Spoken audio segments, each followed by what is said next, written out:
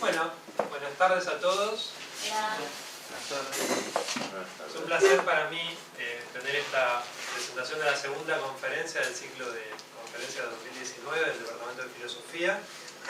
Y es un placer especial recibir a un amigo, a Diego Lohler. Habíamos programado el año pasado la visita, creo que por distintos temas de cronograma y demás se fue corriendo, así que por suerte ahora ya en el primer cuatrimestre de 2019 tenemos esta visita, ¿sí? Diego Lohler es doctor en filosofía por la Universidad de Salamanca, es investigador de CONICET y actualmente se desempeña como director de SADAF.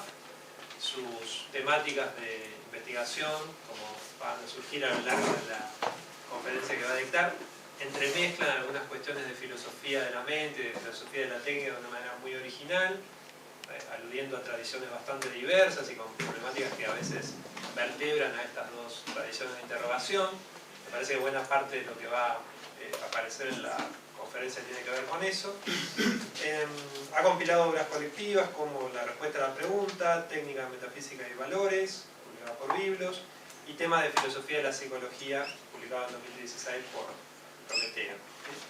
La conferencia lleva ese título que ustedes ven aquí: Elecciones tecnológicas bajo condiciones de ignorancia y extrañamiento, que es algo que se ha agregado en la última versión. Lo dejo contigo. Bueno, buenas tardes a todas y a todos. Gracias por venir. Entonces voy a pasar directamente a la charla, ¿sí? Pero antes quiero contarles algunas cosas que ya sabemos y que hacen el contexto. A mí me toca presidir una institución de investigación científica, ¿sí? Entonces dependemos en algunos casos del presupuesto público. Entonces antes de comenzar la charla quisiera contarles la situación en la que nos encontramos, ¿sí? Nada más, después volvemos a la charla. Así, datos que sabemos.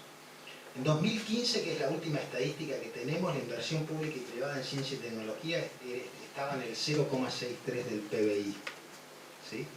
Hoy tenemos dos situaciones, A y B. Cayó la inversión en ciencia y tecnología, esto es investigación y desarrollo, transferencia de tecnología, educación en posgrado y promoción de actividades científicas y tecnológicas, que es como se mide en el presupuesto la función ciencia y técnica, ¿sí? Y cayó en relación al presupuesto total, a todo lo que gasta el Estado. En 2018 se destinó 1,13 del presupuesto total, el menor porcentaje desde 2001, que se dedica a la función I+D en el 2018, ¿sí? Y en el 2019 va a caer a 1,11, el menor porcentaje desde 1993, respecto al presupuesto total del Estado, ¿sí?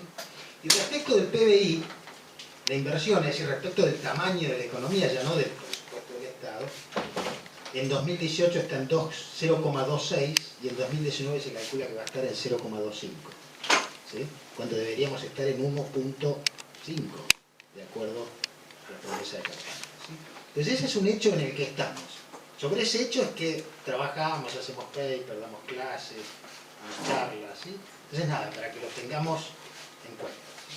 Bueno, pasemos ahora a la charla Elecciones tecnológicas bajo condiciones de ignorancia y extrañamiento, ¿sí?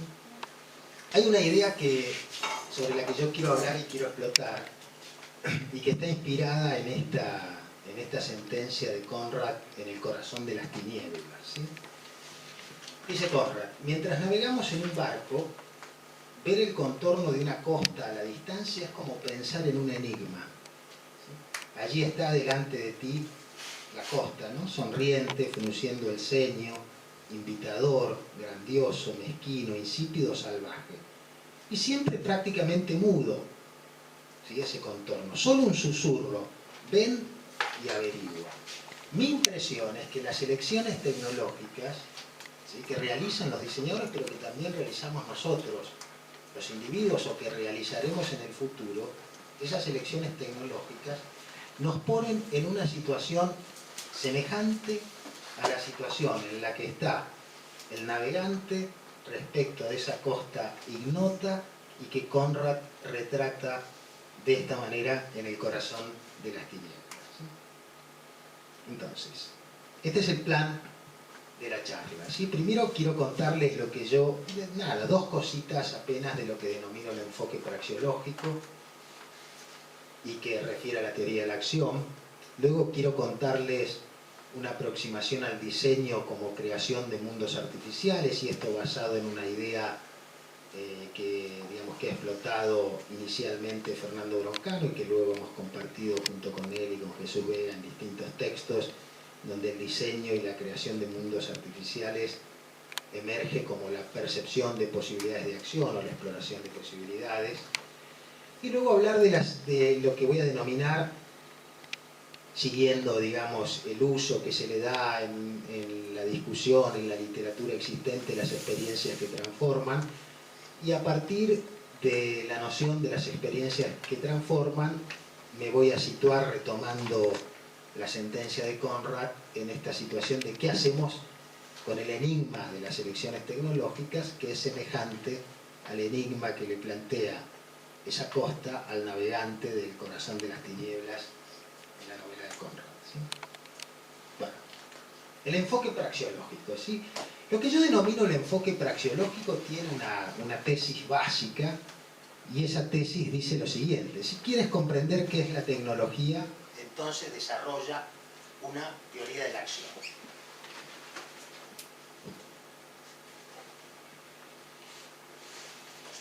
Esta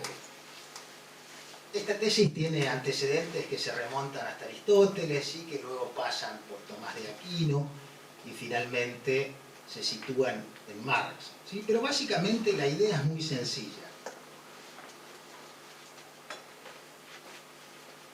Y es la siguiente, es decir, la tecnología es el resultado de acciones de transformación del mundo, ¿sí? Es decir, digamos, la tecnología como hecho, pensemos en un producto tecnológico de cualquier clase de complejidad, ese producto es resultado de una acción. Esa acción es una acción humana. Esa acción, en tanto que acción humana, es una acción intencional. La acción intencional es una acción que está guiada por el contenido de una intención, es decir, por un propósito. Es una acción que persigue unos objetivos y que está guiada por algún propósito. Ese propósito es el contenido de la intención, y en términos de las acciones tecnológicas de transformación del mundo, ese propósito es un diseño.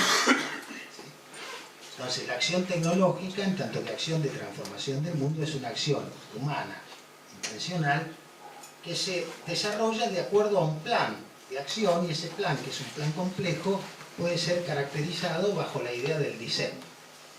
¿Sí? Cuando producimos un artefacto, nuestra acción está guiada por un diseño. ¿Sí? Y el artefacto que resulta de la acción de transformación del mundo es la efectivización del diseño. ¿Sí? Y eso pasa con las sillas y pasa con los sistemas tecnológicos más complejos. ¿Sí? Y digo, ¿por qué digo que esto tiene raíces en Aristóteles? Bueno, porque Aristóteles habla, digamos, de la actividad de la poiesis, en donde el acto productivo está guiado por el eidos, y el eidos es una especie de idea, digamos, que guía la transformación de los insumos. También se vincula a la idea del hacer en Tomás de Aquino, que no vamos a entrar aquí, y a la idea de Marx, ¿sí? La idea del hacer como un hacer productivo bajo ciertas circunstancias socioeconómicas y políticas, ¿sí? Pero sí, lo que me interesa entonces es que el objeto general de este enfoque praxeológico es la acción intencional humana, deliberada, consciente, en tanto que acción productiva de transformación. Entonces, dentro de este marco, ¿cómo caracterizar a las acciones técnicas?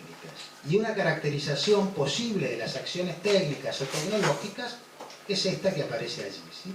Las acciones técnicas son acciones productivas humanas, acciones intencionales, guiadas por planes de acción, podríamos decir diseños, y conocimientos aprendidos que se ejecutan empleando productos de acciones técnicas anteriores, es decir, artefactos. Por eso es una acción de segundo nivel, ¿sí? Que emplea artefactos para producir otros artefactos, o que emplea sistemas para producir otros sistemas, que se realiza con el propósito de transformar y controlar la realidad para adecuarla a la dialéctica de las necesidades y los deseos humanos.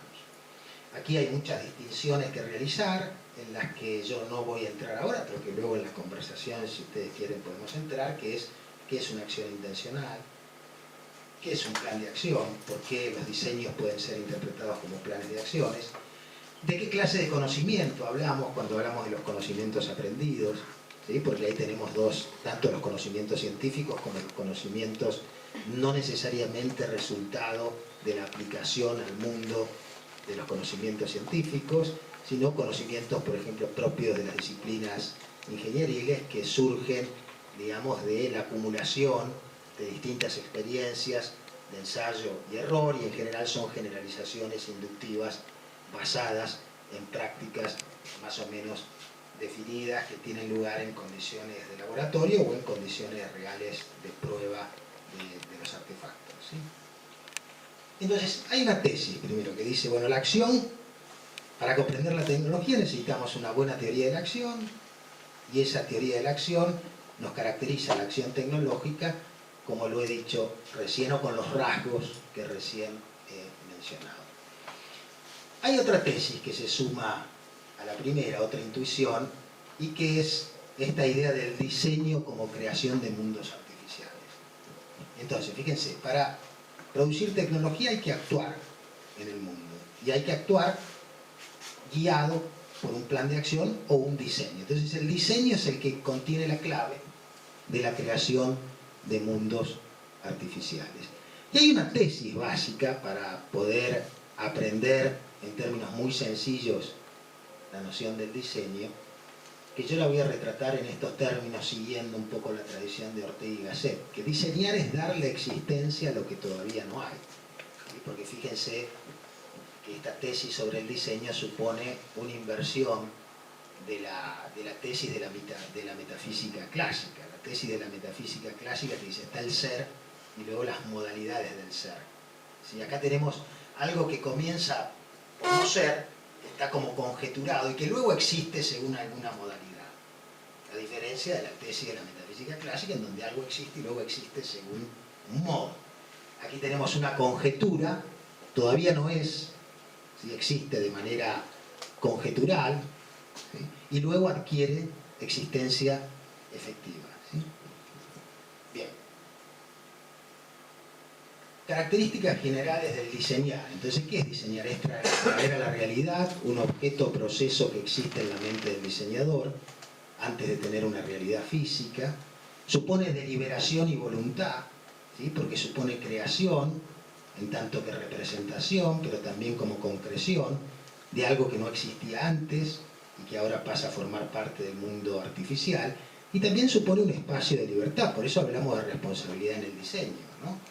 Porque diseñar es conjeturar lo que todavía no es, y para conjeturarlo se ingresa en un proceso deliberativo, se toman decisiones acerca de lo que se va a hacer ser. Discúlpenme esta cacofonía, ¿sí? Se toman decisiones, y esas decisiones implican entonces que se asumen responsabilidades, ¿sí? Por lo tanto, el ingeniero nunca está en el lugar de la naturaleza. Al ingeniero siempre le gustó pensarse como en el lugar de la naturaleza, diciendo, no, yo lo único que hago es efectivizar la solución más óptima al problema. Entonces dice, yo no soy responsable, porque lo único que pongo sobre la mesa es la respuesta óptima, pero no tiene que ver con mis decisiones, sino con lo óptimo en función del problema que está planteado. En cambio, miradas las cosas de este modo, nos hace emerger la responsabilidad del ingeniero, porque siempre hay un proceso deliberativo, individual o colectivo, ¿sí? Para hacer existir, primero de manera conjetural, aquello que luego va a ser parte del mundo artificial. Entonces acá viene esta idea de posibilidades pragmáticas, ¿sí? Crear tecnología, y sobre todo esto se advierte con mayor claridad en el caso de las innovaciones. Digamos, crear tecnología lo que produce es una ampliación del campo de lo pragmáticamente posible. ¿Sí? Cada vez que hay un artefacto que antes no había en el mundo, surgen nuevas posibilidades de acción, ¿sí? Porque, digamos, la fuente de inspiración de las creaciones tecnológicas es lo que hay. No es un acceso a un cielo platónico independiente de lo que hay. No es como si el ingeniero entrara en esta habitación y en virtud de percibir lo que hay, comienzan a ocurrírsele cosas. Por eso es que en general las dinámicas innovadoras de las sociedades son dependientes, ¿sí?, de la tasa de innovaciones existentes previas y del modo en que la cultura científico-tecnológica está distribuida en esa sociedad, ¿sí? Porque a mayor cultura científico-tecnológica, mayor tasa de innovaciones, y a mayor tasa de innovaciones, mayores oportunidades de creación en función del enriquecimiento de lo que hay en el contexto determinado, ¿sí? Entonces eso es importante entender, que la tecnología es justamente algo que abre un campo que llamamos el campo de lo pragmáticamente posible. Y a veces esas posibilidades, ¿sí?, que tienen los artefactos tecnológicos existentes para funcionar como lanzaderas de nuevas creaciones, no son necesariamente completamente conscientes, ¿sí? A veces parte de la acción técnica, ¿sí?, que realizan quienes crean tecnología es experimentar con lo que hay, con el propósito de descubrir oportunidades de acción, pero al mismo tiempo descubrir fines. Es decir, descubrir propósitos finales de acciones tecnológicas que no se les había ocurrido, si no es una vez que han percibido ese objeto que antes no estaba, ¿sí? Ahora, todo esto, digamos, el descubrimiento de fines, no solamente de medios, porque uno tiende a pensar que la racionalidad tecnológica, o al menos esa es la visión clásica, la racionalidad tecnológica es meramente una deliberación sobre medios. Aquí no, aquí estamos derrumbando esa visión clásica y decimos la deliberación tecnológica tiene que ver con el descubrimiento de fines, con nuevos propósitos a partir de lo que hay, porque lo que hay justamente abre un campo de lo pragmáticamente posible, es decir, son oportunidades de nuevas ocurrencias, de fines que perseguimos a partir de crear medios o de conjuntar o emplear los medios existentes. Entonces la racionalidad tecnológica no es solo una racionalidad de medios, que de hecho lo es porque se plantea el problema de la adecuación, sino que es también una racionalidad de generación de fines, ¿sí?, puesto que la tecnología es la apertura de mundos posibles a partir de lo que hay, ¿sí? Bien, y esto tiene un trasfondo, y ese trasfondo son las capacidades, los conocimientos, los medios y sistemas técnicos existentes, es decir, la cultura en general, ¿sí? Es decir, esto no ocurre de manera descentralizada, ¿sí? Bien, ahora estas oportunidades de acción existentes en el mundo son posibilidades realmente objetivas, ¿sí?, seamos nosotros conscientes o no de ellas, ¿sí? A veces devenimos conscientes de las posibilidades a partir de nuestra relación con los contenidos del mundo artificial. Y acá tenemos algunas posibilidades objetivas, ¿sí?, sobre las que todavía estamos deliberando acerca de si vamos a perseguirlas o no vamos a perseguirlas, ¿sí?, y que en todo caso luego, una vez que hayamos decidido si vamos a perseguirla, deliberaremos acerca de cuáles son los medios idóneos, ¿sí?, pero que existen como oportunidades pragmáticas y a las que pueden acoplarse planes de acción, ¿sí?, socialmente complejos. Una de ellas es la clonación, ¿sí? Otra es la creación de ambientes artificiales y avatares, es decir, simulaciones que generan creencias sobre nuevos mundos y eventos sin necesidad de vivir esos mundos y eventos. Es decir, uno va a poder pasear, por ejemplo, por Egipto, tener las mismas propiocepciones y percepciones que tendría si estuviera allí sin estar allí. ¿Sí? Ya hay algunas pruebas en laboratorio de este tipo de cosas, ¿sí? Entonces, creación de ambientes artificiales y avatares. Y lo vimos también tuvimos una pequeña experiencia en el Mundial con la entrevista a Hazard, no sé si ustedes la vieron.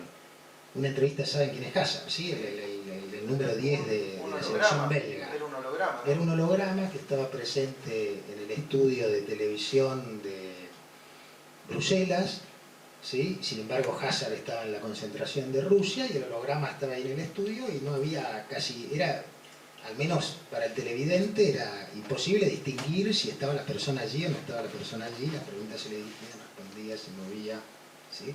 Bueno, eso que ya se probó en el Mundial, miren, ya hace casi más de va a ser un año, ¿sí? Eso va a ser una posibilidad próxima, ¿sí? También hay varios experimentos que se están llevando adelante en esta relación entre tecnología y ciencias cognitivas sobre la generación de nuevas habilidades sensoriales, ¿sí? Digamos que superen lo que son nuestros 5 sentidos a partir de ciertos implantes. Pero esto todavía es como futurología, ¿sí? Entonces, lo que yo quiero examinar ahora es lo siguiente, es decir, hemos hecho una introducción rápida, ¿sí? Y pido perdón por la velocidad sobre esta tesis de si usted quiere comprender la tecnología, tenga una buena teoría de la acción, porque luego entonces le sale la idea de que el diseño es la creación de lo que todavía no es decir, el advenimiento a la existencia de lo que está meramente representado, conjeturado o imaginado, ¿sí? Porque eso tiene que ver, el suelo para esa inspiración, ¿sí? Que está basada en la realización de acciones, es lo que hay, porque lo que hay son oportunidades no completamente conscientes de generación de planes de acción para transformar el mundo y enriquecer nuestro mundo artificial, ¿no? Esas dos tesis se reúnen para llegar acá, para llegar al cotejamiento de nuestros mundos artificiales como un mundo de posibilidades objetivas, ¿sí? De las que podemos ser o no conscientes dependiendo del trasfondo de capacidades, circunstancias, conocimientos, etcétera, etcétera, ¿sí? Y entonces analizar estas posibilidades como la clonación, la creación de ambientes artificiales y avatares y de nuevas habilidades sensoriales. Entonces yo lo que quiero examinar ahora es lo siguiente. ¿Vamos a poder decidir racionalmente nosotros sobre estas posibilidades? Quiero examinar, digamos, esta pregunta y realizar una sugerencia que es la sugerencia que estoy explorando y que nos dice que de acuerdo al modelo estándar de la decisión racional no vamos a poder decidir racionalmente sobre estas posibilidades, ¿sí? Y el argumento de que no vamos a poder decidir racionalmente sobre estas posibilidades, de acuerdo con la teoría normativa estándar de la elección racional, el argumento que dice que no, si apelamos a esa teoría, es porque hay una brecha epistémica entre nuestra condición hoy y el futuro, y esa brecha epistémica es insalvable, ¿sí? Entonces, como no tenemos acceso cognitivo a esos estados futuros experienciales, ¿sí? No podemos tomar una decisión racional si es que seguimos el modelo normativo de la teoría de la elección racional. Entonces es una conclusión un tanto descorazonadora, pero al mismo tiempo invitadora de mantener con el futuro tecnológico una relación análoga a la que tiene el navegante de Conrad en el corazón de las tinieblas con la costa que avisora y que no sabe qué es, pero que al mismo tiempo es invitadora, podemos decirlo así. Entonces quiero examinar este argumento y quiero que pensemos en este mundo de posibilidades objetivas. Clonación, creación de ambientes artificiales, nuevas habilidades sensoriales y cosas que nos cambian realmente la manera en que vivimos, ¿sí? Y que no solo, cuando digo que nos cambian la manera en que vivimos, lo que quiero sugerir es que trastocan completamente nuestra identidad práctica, ¿sí? Entonces quiero hablar ahora de las experiencias que transforman. Mi impresión o la que quiero transmitirles a ustedes, mi sugerencia, mi corazonada es que este tipo de elecciones tecnológicas a las que nos vamos a enfrentar suponen experiencias que transforman.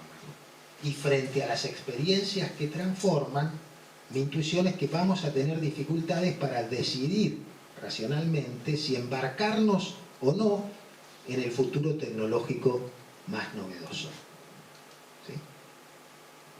Y eso es lo que quiero que examinemos. Entonces, ¿qué entendemos por experiencias que transforman? ¿Sí? Características de las experiencias que transforman. ¿Qué es una experiencia que transforma? Entonces acá hay una serie de descripciones, digamos, para ayudarnos a hacer pie en la noción de experiencias que transforman que quiero sugerirles a ustedes, ¿sí? Primero, que una experiencia que transforma es una experiencia diferente de cualquier otra experiencia que se haya tenido antes. Si no, no la llamaríamos transformadora, Si no fuera diferente, radicalmente diferente a la que hubiéramos tenido antes, no la llamaríamos transformadora, ¿sí? Ahora, ¿en qué sentido es diferente? Entonces, estas son mis sugerencias. Es una experiencia que cambia la manera en que vivimos nuestra vida, ¿sí? Y la manera en que nos concebimos. Cambia, ¿y eso qué significa? ¿Qué significa que cambia la manera en que vivimos nuestra vida y la manera en que nos concebimos? Significa que cambia nuestro punto de vista sobre el mundo. Y la idea de que nuestro punto de vista sobre el mundo muta implica que se transforma el núcleo de nuestras preferencias, ¿sí? Es decir, que es completamente revisionaria respecto de cómo nos experimentábamos a nosotros mismos. Si hay una nueva identidad práctica, ¿sí? Entonces tengan en mente esta característica de las experiencias que transforman, en qué sentido es diferente, en qué cambian nuestra vida, nuestro punto de vista, la manera en que nos autoconcebimos y que concebimos el mundo. Es decir, altera el núcleo de nuestras preferencias, ¿sí? Y es completamente revisionaria respecto de nuestra identidad práctica. Ahora, si esa es la característica de una experiencia que transforma, ¿en qué sentido son transformadoras esas experiencias? Bueno, hay dos sentidos. Primero, son epistémicamente transformadoras, podría decir, y por el otro lado son personalmente transformadoras. Epistémicamente, ¿por qué? Porque obtenemos información completamente novedosa en virtud de esa experiencia, ¿sí? Entonces hay una transformación epistémica, cambian nuestros estados cognitivos. Pero no solo nuestros estados cognitivos, sino que cambia también el contenido de nuestra fenomenología, ¿sí? El contenido de nuestra conciencia, ¿sí? Y cambian además nuestros estados cognitivos. Y además es personalmente transformadora porque cambia lo que somos y cómo experimentamos lo que somos. Es decir, hay una transformación práctica de nosotros mismos, una nueva identidad práctica. Se trata de que cuando uno vive una experiencia que transforma, está en una situación epistémica especial, ¿sí? Ahora, ¿cuál es el origen de esta idea? Entonces yo quiero recordarles una tesis de Lewis, ¿sí? en el paper What Experience Teach, ¿sí? que nos enseña la experiencia, en donde David Lewis nos llama la atención sobre cuál es el valor de la experiencia, ¿sí? Y Lewis dice allí, lo esencial es que al tener una experiencia, obtenemos nuevas habilidades para recordar, imaginar, conocer y reconocer. Y esto solo lo podemos hacer teniendo la nueva experiencia. Que si algo nos enseña una experiencia es que altera nuestras capacidades de imaginación, de recuerdo, de conocimiento y de reconocimiento porque genera nuevas habilidades. Y esto no es algo que ocurre a partir del testimonio, es decir, no es algo que ocurre escuchando experiencias de otros, y tampoco es algo que ocurre a través de la evidencia de las ciencias. Es decir, no es algo que no se altera mi experiencia si yo leo, ¿sí? cosas sobre clonación, ¿sí? Que es, digamos, si yo recibo información a través de una serie de papers sobre clonación, no se altera mi experiencia como se alteraría si yo tuviera en primera persona la experiencia de la clonación. Si hay un valor en la experiencia, y ese valor en la experiencia es lo que la experiencia nos enseña cuando se vive en primera persona, ¿sí? Y que es completamente distinto, ¿sí? de aprender de la experiencia de otro o de escuchar la experiencia de otro, ¿sí? Esto es algo que todos hemos experimentado, digamos, todo el que ha tenido un hijo lo experimenta. Una cosa es escuchar a otros lo que dicen que es tener un hijo y otra cosa es tenerlo, ¿sí? Uno se da cuenta cómo se altera, ¿sí? la identidad práctica, cómo se altera el contenido cognitivo y fenomenológico de la propia experiencia, etcétera, etcétera, ¿sí? Entonces esto que dice acá David Lewis lo dice para todas las experiencias, ¿sí? Ese es, digamos, el valor de la experiencia en general, pero yo quiero que lo apliquemos a experiencias que son particularmente significativas, como son las experiencias que transforman. Ahora, fíjense que cuando hablo de una situación epistémica especial, haciendo referencia a la caracterización que da Luis de la experiencia, estoy hablando del punto de vista de la primera persona, ¿sí? Es decir, tener una experiencia es tenerla en primera persona. Y entonces no se trata meramente del carácter cualitativo, ¿sí?, o sensorial de la experiencia, sino que también quiero hablar de la alteración cognitiva de la experiencia. Es decir, que aparecen nuevas emociones, creencias, deseos, intenciones que antes no se tenían, ¿sí?, y que sin embargo emergen frente al contenido de esa nueva experiencia, porque ya de por sí la experiencia es una generadora de nuevas habilidades, como dice Luis, para recordar, imaginar, conocer, reconocer, etc. Y si es además una experiencia que transforma, esa generación se incrementa, o se complejiza, o se enriquece, ¿sí? Entonces,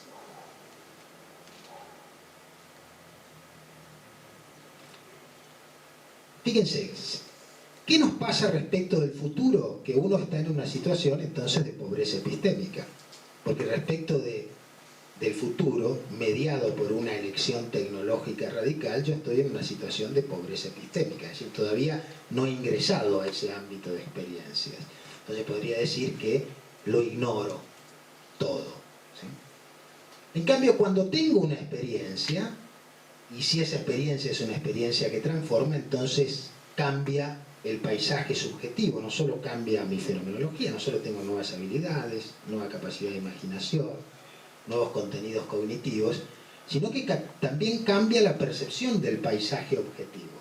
Si cambia la identidad práctica, también el mundo de oportunidades también cambia, ¿sí? Porque empiezo a ver cosas que antes no veía, o empiezo a tener otros intereses, o exploro en el mundo intereses diferentes de los que exploraba antes con otra identidad práctica, ¿sí? Entonces cambia el paisaje objetivo y la percepción de ese paisaje objetivo. Al adquirir una nueva experiencia, la persona adquiere nuevas habilidades para contemplar contenidos, entiende cosas de nuevas maneras, obtiene nueva información, actúa de manera diferente en el entorno, genera nuevos fines, descubre e inventa nuevos medios.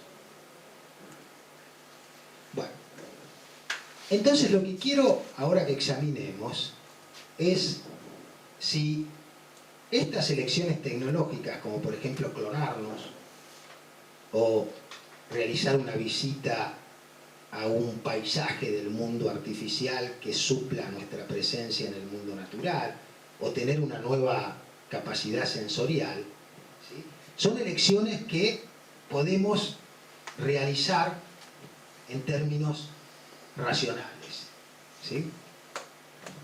Entonces mi intuición es que la pobreza epistémica y la dinámica de cambio en la que nos involucramos, ¿sí?, frente a estas experiencias, frente a esta posibilidad de nuevas experiencias en estas situaciones de elección, pone restricciones muy fuertes para la habilidad de actuar racionalmente, ¿sí?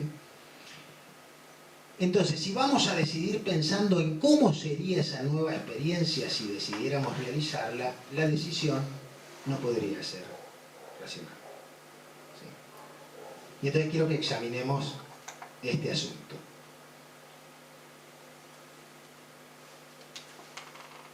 Sí. A ver, esperen.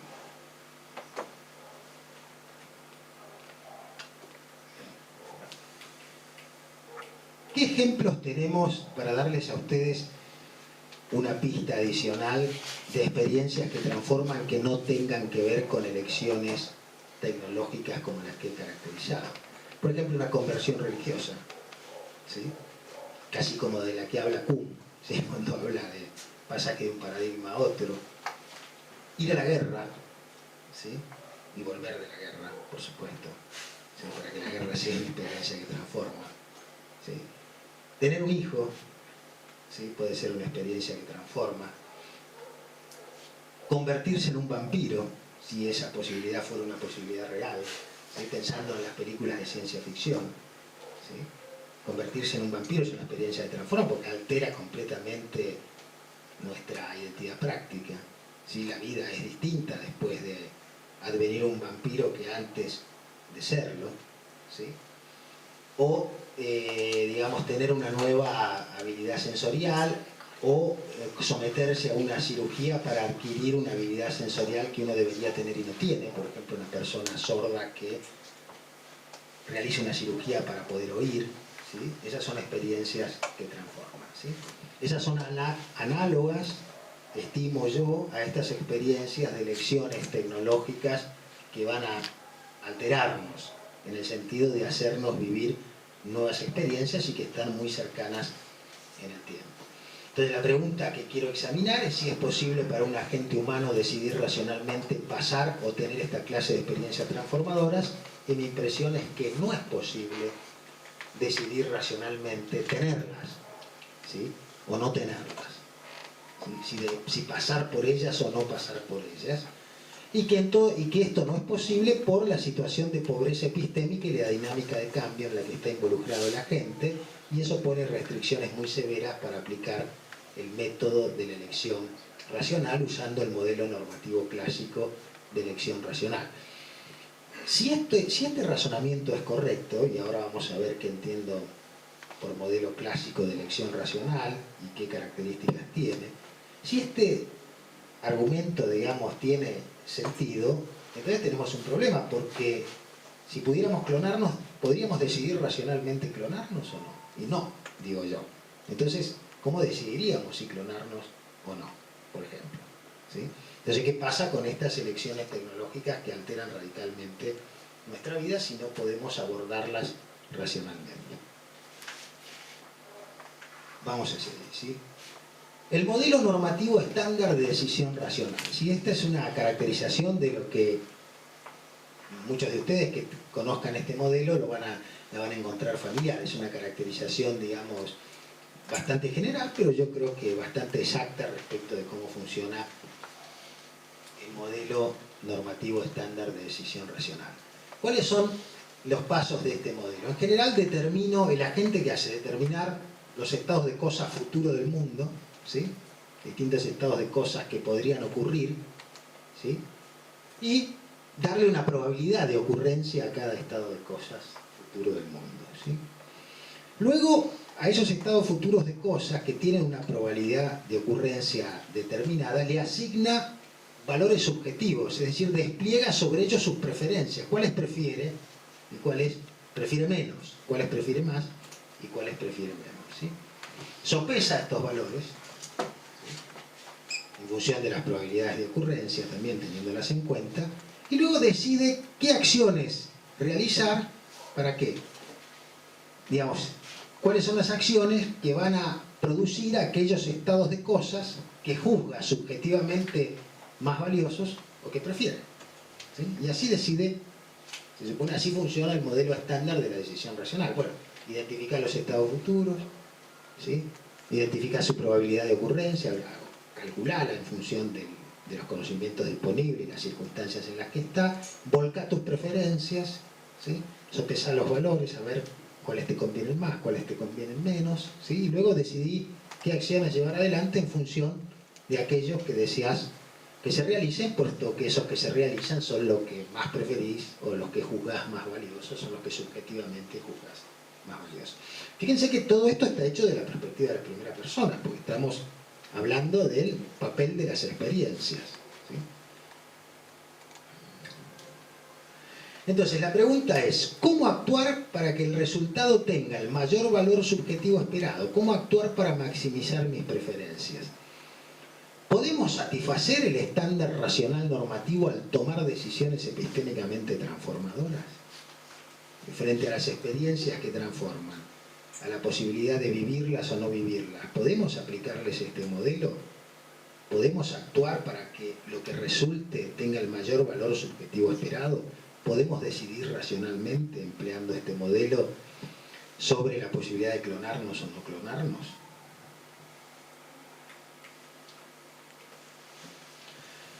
Entonces, acá vienen los problemas de esta modelización cognitiva del modelo de decisión racional. No podemos determinar los valores subjetivos asignados a las experiencias. Es decir, no podemos volcar nuestras preferencias porque ignoramos cómo es pasar por la experiencia, cómo será nuestro futuro y cómo habrá de cambiarnos. Es decir, no hay posibilidad de discriminar desde el hoy esos estados futuros. Piensan en convertirse en un vampiro. No hay posibilidad de vivir esa experiencia hasta tanto uno no se convierta. A uno le pueden decir, bueno, no vas a dormir de noche, no te vas a poder exponer a la luz, pero vas a ser inmortal, eso está buenísimo, ¿sí? Pero imagínense que uno tiene que tomar esa decisión, le cuentan, ¿sí? Algunos ya se convirtieron y le cuentan a uno lo bueno que es, pero uno no sabe cómo, o sea, porque no sabe si incluso si su identidad práctica va a continuar. Entonces, como no va a continuar probablemente su identidad práctica, porque se altera completamente las condiciones de su fenomenología, ¿sí? Y no solo de su fenomenología, sino de todo su ámbito de decisiones, su preferencia, entonces no puede otorgar preferencias a esos estados subjetivos que todavía no ha experimentado. Tiene una brecha epistémica con los contenidos. Todavía no ha sido un vampiro, ¿sí? Por lo tanto no puede saber lo que es ser un vampiro. Y además estas decisiones, las que a mí me interesan, son irreversibles, como las del vampiro. O sea, clonarse va a ser una decisión irreversible como la del vampiro. Uno no puede volver atrás una vez que se convirtió en un vampiro, ¿sí? Entonces no podemos comparar. Si el yo previo a la elección no puede asignar valores porque habrá de cambiarlo de una forma que le es desconocida en el momento de la elección, ¿sí? Carecemos de la habilidad para determinar racionalmente los valores subjetivos de los resultados relevantes, dado que no estamos en condiciones de asignarlos desde el inicio, puesto que la experiencia los va a alterar completamente. Si lo que son para mí hoy mis preferencias, si yo pienso en la vida futura de vampiro, a partir de la vida humana, no van a ser mis preferencias futuras cuando yo tenga la condición de vampiro, ¿sí?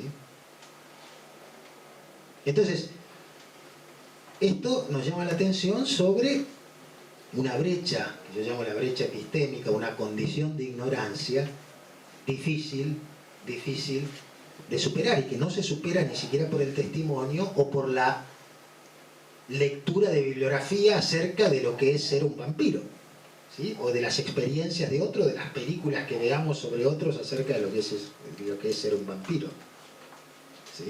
Eso nos puede servir para ejercitar nuestra imaginación, pero no sabemos bajo cómo habrá de alterarse nuestra identidad práctica, cuál es el contenido de esa nueva experiencia y qué nos habrá de pasar con ese nuevo contenido experiencial, sobre todo si aceptamos la tesis de Luis, y que yo acepto. Uno puede impugnarla, pero yo la acepto, de que la experiencia es una fuente de nuevas habilidades, de nuevas capacidades imaginativas, de nuevas emociones, es una fuente de nuevos contenidos cognitivos y no cognitivos, ¿sí? Si le damos a la experiencia ese rótulo, y yo creo que hay que dársela porque tenemos pruebas suficientes de que la experiencia funciona así en los casos normales, ¿por qué no habría de funcionar así en los casos de experiencias que transforman, ¿sí? Entonces, si la experiencia es un vehículo de esas cosas y estamos frente a una experiencia radical, entonces es imposible aplicar el modelo de decisión racional, porque tenemos una brecha epistémica, ¿sí?, insalvable, que pasa no solo por un conocimiento que no disponemos, sino que también tiene aspectos prácticos que tienen que ver con nuestra identidad práctica y con la alteración de nuestras preferencias. Entonces no podemos asignar valores subjetivos a un futuro que no sabemos cómo va a ser y cómo nos habrá de transformar. Entonces, dadas las características de la decisión, no podemos evaluar la naturaleza, el alcance y los trade-off implicados en los valores subjetivos antes de tener la experiencia, ¿no? ¿Qué es lo que hacemos cuando no estamos frente a una experiencia que transforma?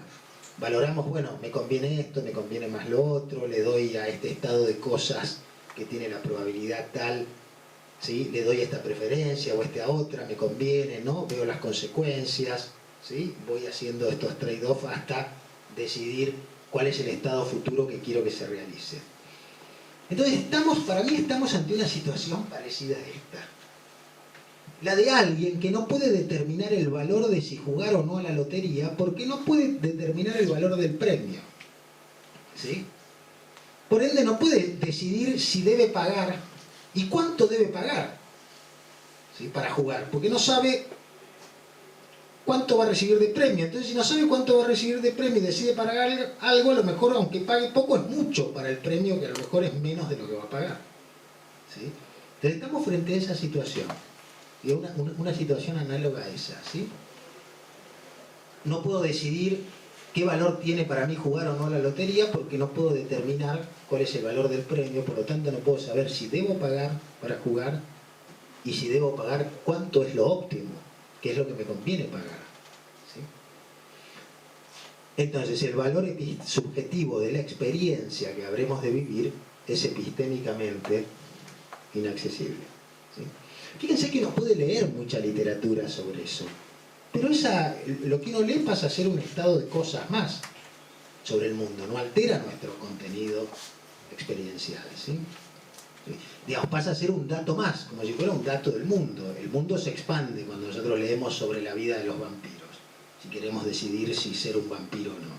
Bueno, tenemos más información, el mundo se enriquece, pero eso no quita que nosotros vamos a tener que decidir, y cuando decidamos, en todo caso, esa información implicará algún cambio en las probabilidades o alguna preferencia, pero como estamos ignorantes respecto de lo que nos va a ocurrir después, por más información que tengamos, entonces persiste esta brecha epistémica entre nuestra situación en el tiempo T1 y nuestra situación en el tiempo T2, en donde habremos tenido esa experiencia que transforma, ¿sí?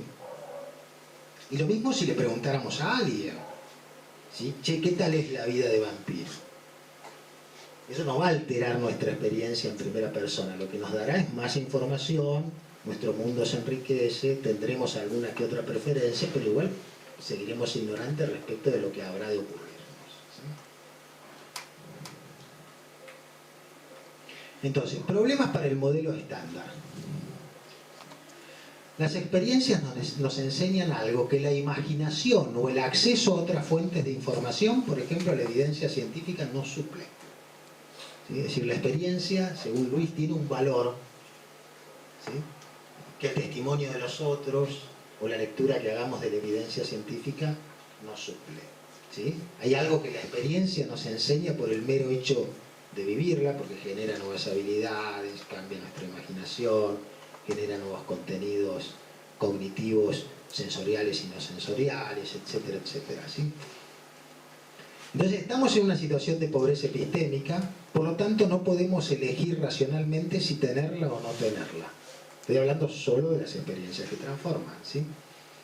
Tenemos que manejar diferentes yoes en tiempos distintos con conjuntos dispares de preferencia, ¿sí? Una cosa es el yo antes de clonarse y otra cosa es el yo después de clonarse. Una cosa es el yo y sus preferencias antes de clonarse y otra cosa es el yo y sus preferencias después de clonarse. Pueden ser conjuntos dispares de preferencia, no lo sabemos, pero podría darse el caso, ¿sí? Y entonces tenemos inaccesibilidad epistémica a los valores subjetivos de resultados radicalmente nuevos. Es decir, eso que habrá de pasarnos, ¿qué valor subjetivo habrá de tener? No sabemos. Hoy conocemos los valores subjetivos que nosotros le atribuimos a estado de cosas a la que le damos una probabilidad de ocurrencia y que estimamos. Pero un nuevo yo con otras preferencias, ¿qué valoración subjetiva podrá tener de esos resultados? No lo sabemos, ¿sí? Entonces, el paisaje es este. Tenemos que elegir tener o no una experiencia que nos habrá de enseñar cosas que ignoramos y sobre las que no podemos saber, apelando a otras fuentes que no sea la misma experiencia sobre la que deliberamos, ¿sí? ¿Qué fuente? Bueno, podemos apelar a la imaginación, pero la imaginación siempre será incompleta, porque necesitamos de la experiencia para saber lo que es ser un vampiro, aunque lo imaginemos, hasta que no tengamos la experiencia no sabremos lo que es. Y el valor subjetivo de una futura experiencia imaginada será diferente, por eso está con esa estrellita, de lo que sería al tener la experiencia de hecho, ¿sí? Entonces, lo que está problematizado, ¿qué es lo que está puesto en cuestión aquí? Es decir, si uno acepta que hay experiencias que transforman, o sea, hay varios provisos, ¿no? Uno acepta que hay experiencias que transforman. Primero acepta la tesis de Luis sobre las experiencias, que yo creo que esa es la menos problemática. Acepta que hay experiencias que transforman, entonces acepta como una versión radical de esa tesis, ¿sí? Luego acepta el modelo estándar de decisión racional y lo intenta aplicar a las experiencias que transforman y ve que ese modelo estándar de decisión racional no camina. Entonces, ¿qué es lo que está puesto en cuestión ahí ante estos hechos de decisión que yo llamo de decisión tecnológica, como clonarse o tener una nueva habilidad sensorial, ¿sí? O tener una experiencia radicalmente distinta en un medio artificial como es la de viajar sin moverse, con toda la sensorialidad del viajar moviéndose, ¿sí? Lo que está alterado es esto, es esta idea, que un agente racional es alguien que se hace cargo de su destino, que diseña su futuro deliberando y reflexionando sobre quién es y qué quiere para su vida, que determina sus preferencias, considera las acciones posibles y actúa para satisfacer su preferencia. Eso está puesto en cuestión, que es una idea bastante extendida, ¿sí? Aunque nos fracase en la práctica reiteradamente veces, cada uno de nosotros piensa, ¿sí? O le gusta pensar, al menos cuando hace filosofía le gusta pensar, ¿sí? Que es un agente racional, que está a cargo de su destino, que delibera en buenas condiciones, ¿sí? Que diseña su futuro deliberando, que reflexiona sobre quién es, qué identidad práctica tiene y qué quiere para el futuro, que determina sus preferencias, que considera las acciones que le son posibles o la que tiene a su alcance y que actúa para satisfacer su preferencia. Esa es una imagen que la literatura filosófica, desde la filosofía política hasta quizás las decisiones racionales de elección de teorías científicas, a pesar de Kuhn, digamos, que ha promovido, ¿no? Todos los modelos de racionalidad con los que y ni les cuento los economistas. Los economistas creen acérrimamente en esto, ¿no? Creen en el modelo estándar de decisión racional, piensan que la gente siempre es racional, que maximiza sus intereses, así andamos, ¿no? ¿Sí? Pero piensan claramente en esto, ¿sí? Entonces lo que está puesto en cuestión es esto, es decir, y finalmente, para decirlo de manera, digamos, con menos tecnicismos, lo que está puesto en cuestión es que se vive una vida auténtica modelando fielmente las propias preferencias, ¿no? Porque es la idea de que no, yo sé lo que quiero.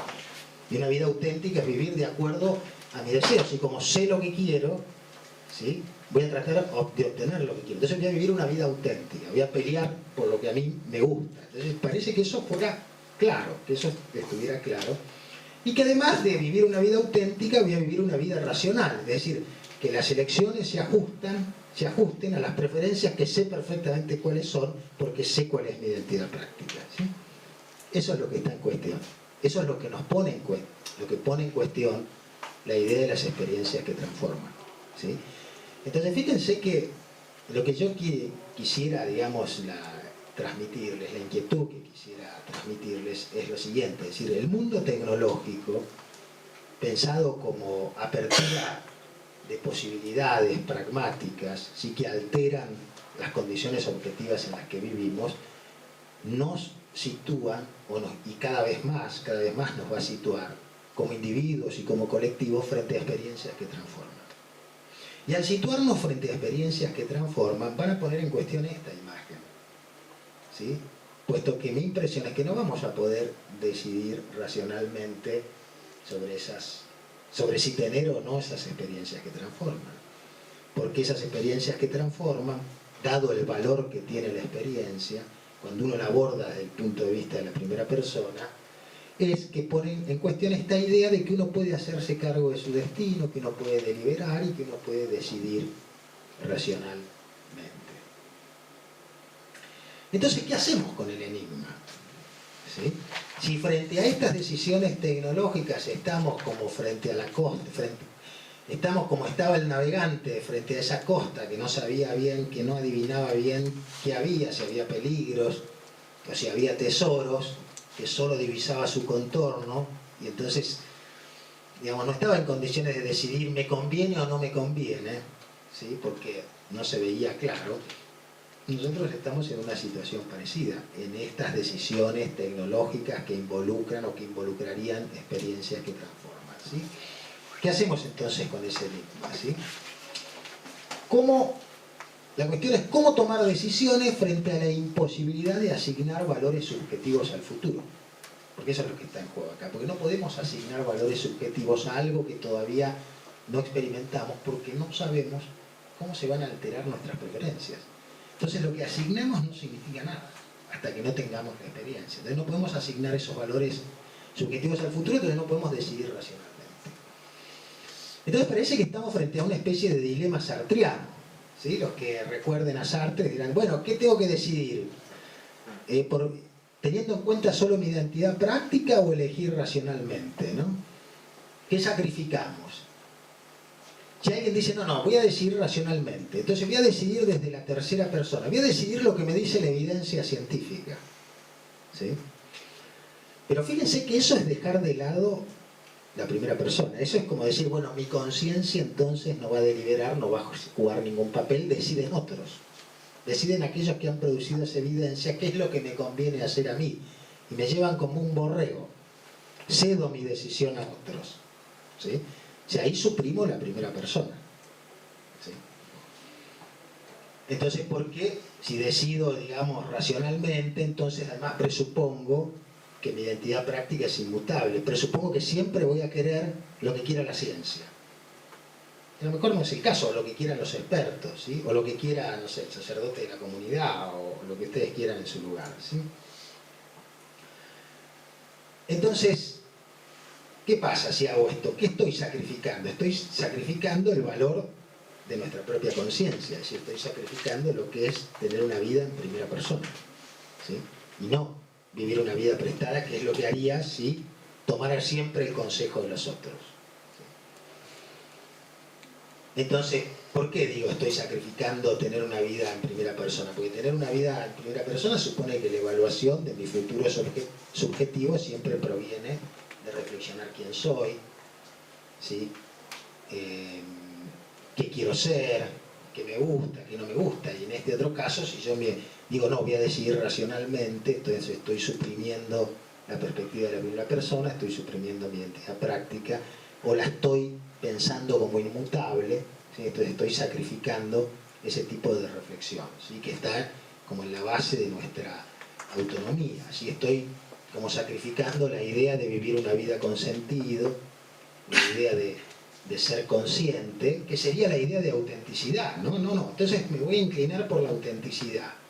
Bueno, me voy a inclinar por la autenticidad. Voy a priorizar la primera persona, voy a priorizar la idea de que yo tengo una identidad con preferencias, pero claro, si priorizo eso resulta que tengo una brecha epistémica, me doy cuenta que la tengo y entonces me doy cuenta que la elección no es racional. Y si priorizo la idea de racionalidad, pierdo la perspectiva de primera persona, ¿no? Estoy ahí como en una tensión.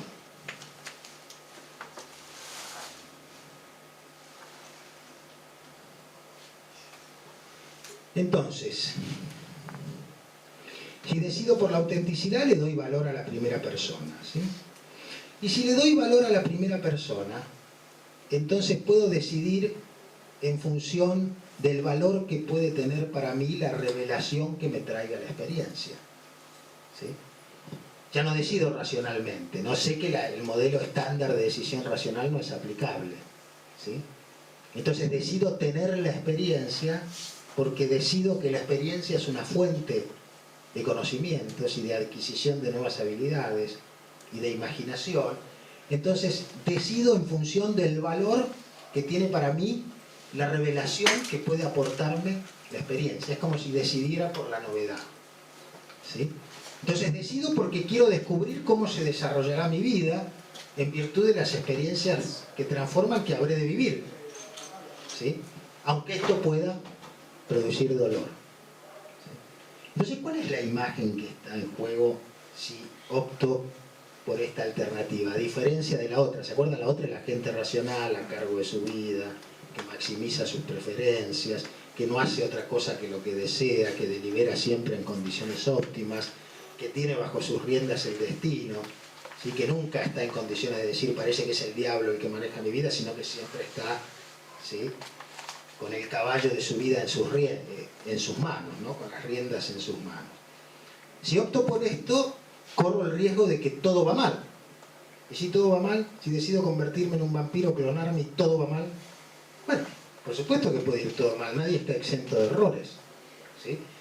Pero la idea es que vivir una vida auténtica, deliberativa, es aprender a vivir con el descubrimiento de los efectos sobre el mundo y sobre uno mismo de las propias elecciones, aunque esas elecciones no puedan ser decididas según el modelo estándar de la racionalidad. ¿Sí? Entonces, conclusión. Frente a las experiencias que transforman, ¿qué hacemos? De frente a la costa del personaje de la novela de Conrad, ¿sí? Del navegante frente a esa costa que está en tinieblas, ¿qué hacemos? ¿Sí? ¿Decidimos auténticamente en virtud de la revelación que producirá la experiencia? Es decir, ¿nos decidimos por el imperativo de descubrir?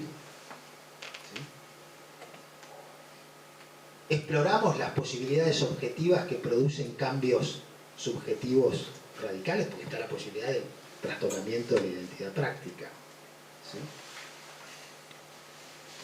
Y entonces mi impresión, ¿sí?, frente a esta situación, volviendo a la frase de Conrad, es que tengo dos impresiones. Primero, la personal. Creo que hay que explorar las experiencias que transforman, ¿sí?, aunque no podamos aplicar el modelo de la decisión racional, ¿sí? Y creo que hay que explorarlas, y creo que nunca hay garantías, ¿sí?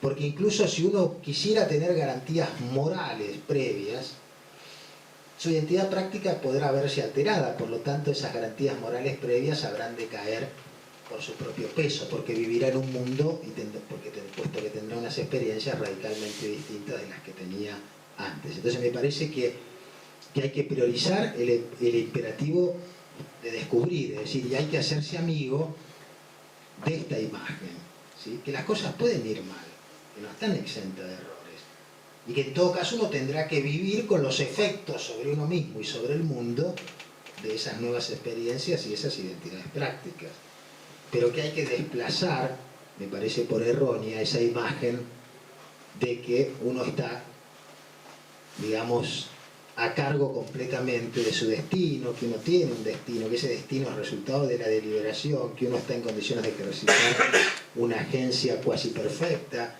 respecto de los propósitos que persigue, que puede maximizar sus preferencias, etcétera, etcétera. Y hacerse, digamos, más hospitalario con esta idea del descubrir, aunque el descubrir ocasione mucho dolor. Eso, por un lado, lo que pienso personalmente. Pero además miro lo que hemos hecho colectivamente. Cuando uno mira la historia de las innovaciones tecnológicas, uno ve que todas las oportunidades, ¿sí?, que nos ha brindado el mundo han sido exploradas. De hecho, digamos, pensemos en la imagen de Ulises, ¿sí? Ulises es una imagen que está en los cimientos de la sociedad occidental y que ha sido tratada por la literatura y por el cine, digamos, por todas las creaciones de la cultura occidental de distintas maneras, ¿sí? Es una imagen, la de Ulises, que se va metamorfoseando y va apareciendo en distintos relatos el mito de Ulises.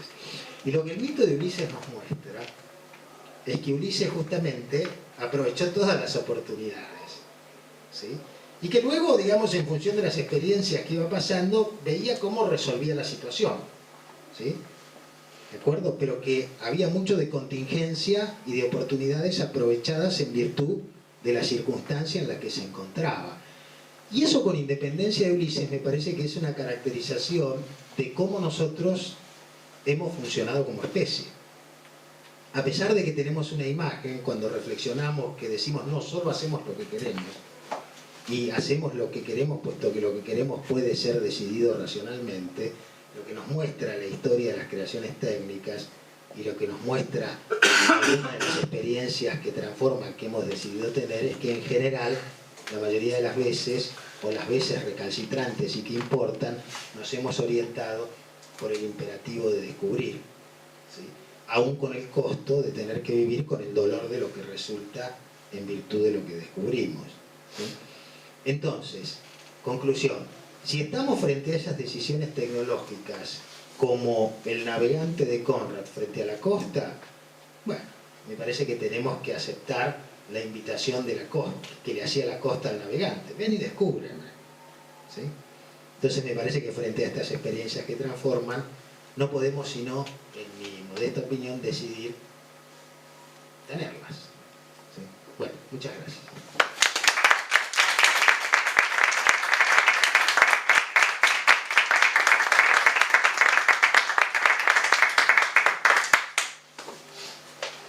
Bueno, consultas, comentarios. Críticas, esto está en proceso, pueden decir, mira, esto no tiene sentido, no. Una consultita nomás. Arrancamos por acá. Sí, arrancamos por acá. Ah, perfecto, perfecto. Que esto de la autenticidad con la razón me hizo pensar, muchas veces pienso, ¿viste?, en la moda. Vos elegís, por ahí hay veces que yo veo los dos casos.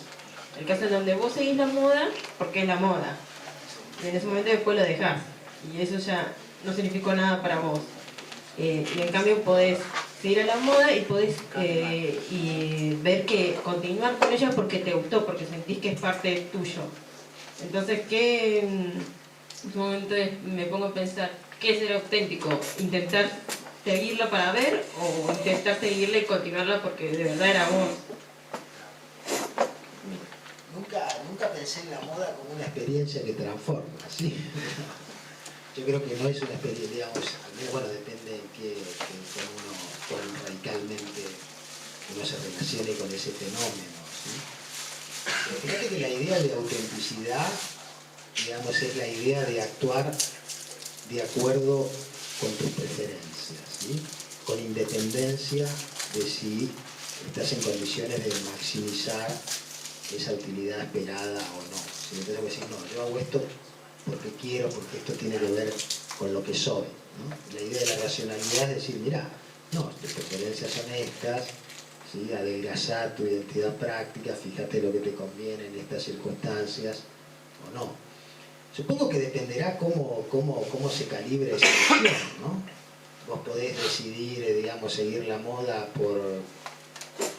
digamos, podés, supongo, deliberar racionalmente sobre si adoptar o no determinado estilo y en qué cuantía adoptarlo, o podés decidir en virtud de cultivar tu identidad práctica, ¿no? Supongo que hay, ¿sí? Y puede haber un mix de las dos cosas, pero no creo que sea una experiencia que transforma, al menos en el sentido en que uno se relaciona con la moda habitualmente, ¿no? Bueno, me voy a comprar esto que se usa, ¿sí? No me refiero en ese sentido, sino que por ahí el concepto de moda es algo como, puede haber moda diferente, juegos, hasta los veganos, los vegetarianos pueden ser una moda. Ah, eso, bueno, eso yo no lo llamo, pensé que te referías a la vestimenta. No solo la vestimenta. No, eso yo lo llamo identidades prácticas, ¿no?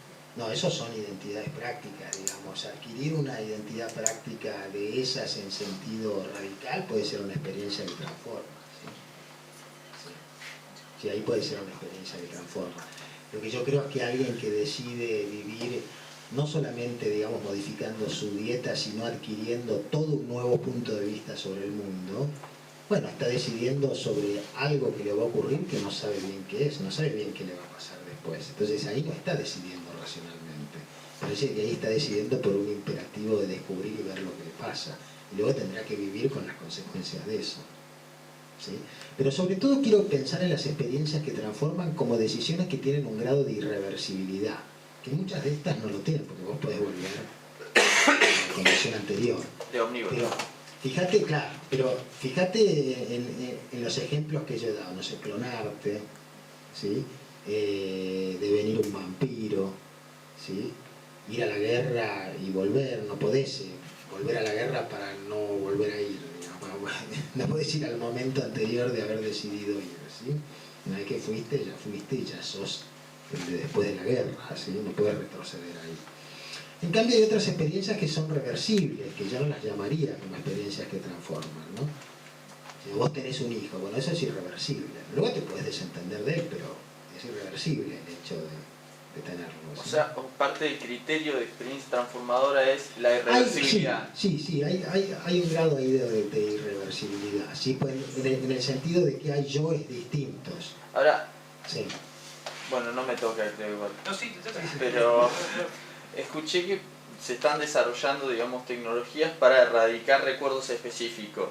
Son para casos así tipo traumas por abusos o Bueno, eso es una traumático. experiencia que transforma, ¿no? Por eso, pero digo, tendríamos la posibilidad tecnológica, si se desarrolla, de eliminar una experiencia transformadora, ¿no? Sí, pero eso es vivir una experiencia transformadora, también decidir eliminar una experiencia transformadora, Claro. ¿no?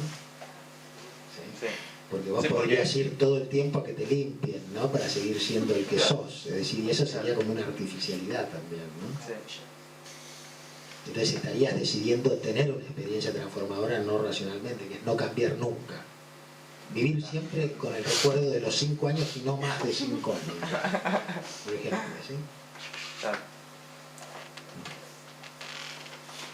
Yo una cuestión, la experiencia transformadora fundamentalmente lo que hace, como vos decís, es revertir la identidad del yo, ¿no? No solo, digamos, hay dos componentes. Hay, digamos, uno en general, cuando piensa sobre este asunto, le parece que lo más radical es la alteración de la identidad práctica. Pero no hay que dejar de lado el componente de, digamos, la condición de ignorancia respecto del futuro, es decir, lo que yo llamo la distancia epistémica, ¿sí? Es decir, la brecha epistémica, porque si aceptamos la tesis de que la experiencia es una fuente cognitiva y no cognitiva, ¿sí? Digamos, hay un problema cognitivo respecto de que uno está en unos estados cognitivos en un momento y en otros estados cognitivos completamente distintos, y eso altera la imaginación, altera las emociones, altera todo. Si aceptamos la tesis de Luis, que es una tesis sofisticada del empirismo, no es necesariamente una tesis ni humeana ni lockeana, sino es una tesis bastante sofisticada y bastante interesante acerca de cuál es el valor de la experiencia, ¿sí? Entonces se producen alteraciones epistémicas. Si cambia nuestra epistemología, no solo cambia nuestra identidad práctica, es decir, no solo cambian nuestras preferencias, sino que cambia nuestra epistemología. Pero nuestras preferencias cambian también porque cambia nuestra epistemología. Está de la mano. ¿Sí? No hay una cosa así, no es que solo se alteran nuestras preferencias en virtud de que cambian las circunstancias. El vegano ve la carne de otro modo, claramente. Claro, cambia la capacidad de imaginación, hay nuevas habilidades, dice Luis. Ahí hay que prestarle, digamos, hay que leerlo literalmente, hay nuevas habilidades. Esas nuevas habilidades producen conocimientos distintos, percepciones distintas, capacidades de imaginación diferentes, ¿sí? Entonces, el cambio epistemológico es tanto o más importante que el cambio de la identidad práctica. No puede haber uno sin el otro, es decir, no hay cambio de las preferencias si no hay un cambio epistemológico, ¿no? Es esta idea de que en el mundo se ve diferente. Yo creo que se puede aplicar acá, el mundo se ve realmente diferente, ¿sí? Se altera como, incluso hasta se puede alterar, digamos, como la ontología, ¿sí? Estamos llevándolo al extremo, ¿no? Pero hay un cambio epistémico y eso me parece que tiene que ver con la función de las experiencias. Si cuando se ven desde el punto de vista de la primera persona, y yo me apoyo ahí en lo que las experiencias nos enseñan en este paper de Luis, las experiencias tienen un valor, tienen un papel, y tienen un papel epistémico profundo, y eso también impacta en nuestras preferencias. Entonces, fíjate que se altera nuestro conocimiento, nuestras percepciones, es decir, emergen oportunidades objetivas distintas. Imagínate viviendo como un vampiro, ¿sí? Se te ocurren otras cosas, ¿sí? Organizás el mundo de otra manera. No pensemos en cualquiera de estas películas acerca de los que se convierten en vampiros, ¿sí? Cambia completamente la epistemología y la identidad práctica.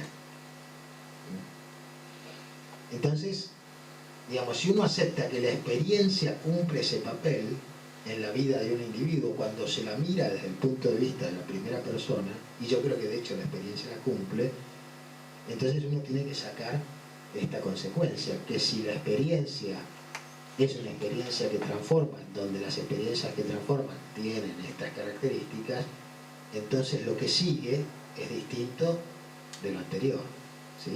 En muchos sentidos.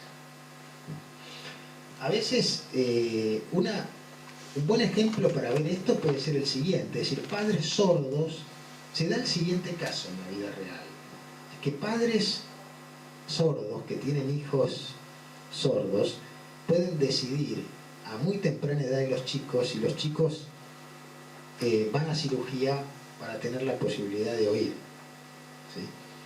A veces deciden que sí, a veces deciden que no, depende, porque las identidades prácticas en las comunidades sordos es muy fuerte, ¿sí? Y además fíjense que están decidiendo, ¿sí?, que el otro tenga una experiencia que ellos no saben cómo es. ¿Sí? Y además, para unos padres sordos, que el hijo ya es alguien que tiene un mundo distinto del que tienen ellos, ¿sí? Entonces ese es un caso, ahí está dividida, porque el que toma la decisión no es, ahí no está en primera persona, hay otros que deciden, pero uno la puede pensar desde el punto de vista de los padres, es una experiencia que transforma, mandar a cirugía a su hijo para que oiga, porque ellos no saben cómo es, hay una brecha epistémica que ahí se hace muy evidente, ¿sí?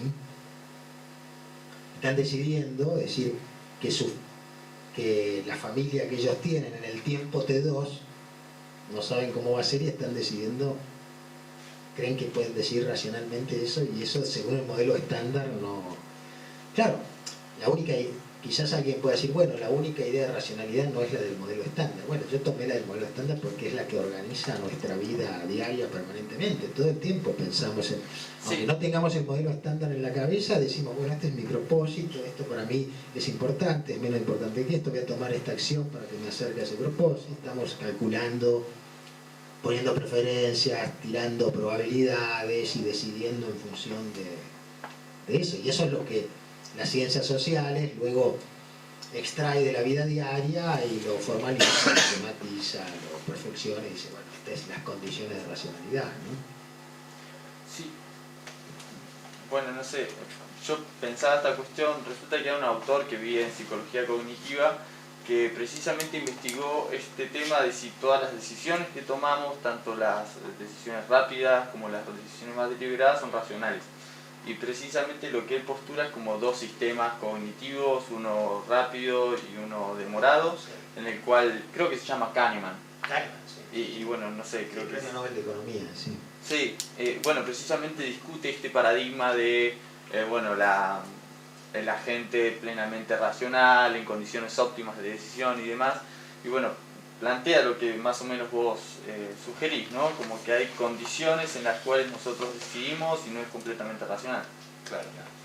Esto sería decir, bueno, esa no es, digamos, Kahneman dice, bueno, miren, mejoren su autocomprensión, ustedes creen que son de una manera y son de otra, ¿sí?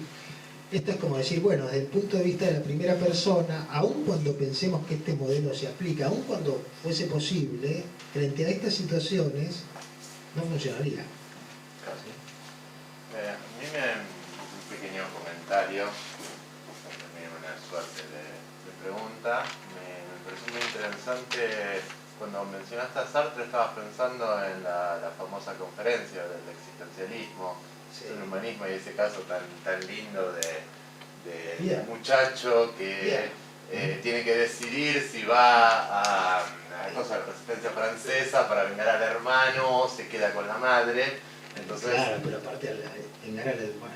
Bueno, el padre los había abandonado como padre y como francés, porque se había unido a la ocupación alemana. claro, estaba, digamos, caído en la deshonra, se había ido con los alemanes, y el tipo, claro, tiene un indecidible entre las manos. Y lo primero que hace es, bueno, va con el cura, pero Sí. a lo que termina llegando Sartre es que, pese a todos los consejos que pueda buscar, hasta incluso en sí mismo, ¿no? Hasta incluso cuando empieza a decir, bueno, ¿qué es lo que me nace auténticamente en mi yo? Bueno, no encuentra nada, y lo que tiene que pasa es que decidir así. Claro, ahí, digamos, uno, depende cómo uno se relaciona, porque ese ejemplo de Sartre es muy lindo, ¿no? Porque Está buenísimo. él dice, bueno, si yo me uno a la resistencia para combatir a la ocupación alemana, entonces podré recuperar la honra, ¿sí?, que tiró abajo mi padre al unirse a la ocupación alemana, pero claro, mi madre está viejecilla y entonces si yo me uno a la ocupación la voy a abandonar y no la voy a cuidar, Claro. ¿sí? Entonces él no sabe qué hacer, ¿no? Entonces, Claro. Sartre dice, bueno, cuando va a buscar, digamos, consejo, en realidad al elegir a quién le va a preguntar, ya de alguna manera está Claro, está aceptando un sesgando. tipo de respuesta, ¿no? Ahora, también puede tener esa misma relación con su pasado, dice Sartre. Puede decir, no, bueno, en virtud de mi infancia a mí no me queda otra que cuidar a mi madre, ¿no? no sé, o reunirme a... Entonces construye su pasado como una condicionalidad. Claro. Y Sartre dice, no, uno debe, en el momento de la decisión, si la deliberación es real, todo está puesto entre paréntesis. Entonces Sartre dice, actúe, y a partir de las consecuencias de su acción construye un significado. Con lo que ha hecho. Claro, la acción ¿sí? es... Claro, resuelve. La primera. Resuelve y después viva con eso. Claro, Y trate de que eso que hizo tenga algún valor. claro. Empieza a construir a partir de ahí, pero Claro. no tome su vida anterior como una determinación, ni tome el mundo externo como Claro. una determinación, ¿no? Pero digo, en el caso de Sartre me parece que es una teoría muy radical sobre el hecho de que finalmente no se pueden tomar decisiones en primera persona racional. Hay un salto. En última instancia los motivos racionales pueden ser como esto, como la excusa, como lo que me dice el cura y yo elijo Bueno, porque ya elegí O sea, antes. si te acordás de La Náusea, Sí. en La Náusea, esa hermosa novela filosófica, hay un personaje, bueno, el personaje principal, pero que se reúne con un antiguo amante, que ahora es pareja de un vendedor, de un marchand de arte, y que entonces vive Sí. una vida como de paseo por las grandes capitales, y se junta con él, Roquetín, con Roquetín, Sí, ¿no? Roquetín, sí. Con Roquetín, y entonces se juntan en la habitación de un hotel, y entonces él le dice, bueno, nosotros, lo nuestro nunca funcionó porque estábamos como al borde de un precipicio, y en vez de decidir, en vez de saltar, nos pusimos a pensar si nos convenía o no. Es decir, Claro. empezamos como a modelar nuestras preferencias, dice, y el amor así no funciona. Uno Claro. salta y luego ve qué pasa. Claro. Y entonces ella le dice, sí, claro, tenés razón, yo ahora me dedico a pasear por Europa. No. Hay como un acto, no irreflexivo, sino no del modelo de racionalidad estándar, sino que hay una acción, y esa acción origina un sentido. Porque fíjate que en Sartre la decisión no puede ser sino desnuda, en el caso de Sartre, porque no hay signos en el mundo, Claro. ni en la propia vida pasada. Porque dice Sartre, si uno considera que en el mundo hay signos, o en la propia vida pasada hay signos, uno está construyendo como una determinación, ¿no? Porque si yo creo que si canta el pájaro es un indicador de que debo saltar, Claro. entonces estoy construyendo una determinación donde no la hay. Es mi construcción de la determinación, entonces estoy actuando con mala fe. Claro, con mala fe, ¿Sí? exactamente. Entonces no hay subterfugio para la mala fe, lo que hay en el principio era la acción, y después vendrá el sentido, dependiendo cómo uno puede vivir con las consecuencias de esa acción. Claro.